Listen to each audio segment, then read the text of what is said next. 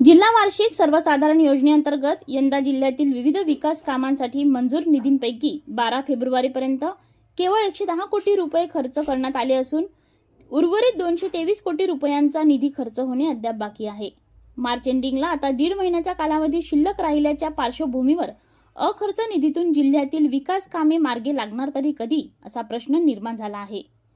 राज्य जिल्हा वार्षिक सर्वसाधारण योजनेत 2025-26 या आर्थिक वर्षात जिल्ह्यातील प्रस्तावित विविध विकास कामांसाठी मंजूर असलेला 333 कोटी रुपयांचा निधी गेल्या 30 जानेवारीपर्यंत शासनाकडून जिल्हा नियोजन अधिकारी कार्यालयाला प्राप्त झाला आहे।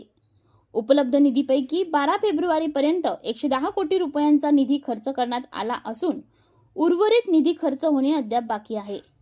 जिल्हा वार्षिक सर्वसाधारण योजनेअंतर्गत प्रस्तावित विकास कामांसाठी प्राप्त होणारा निधी मार्च अखेरपर्यंत खर्च करणे आवश्यक आहे।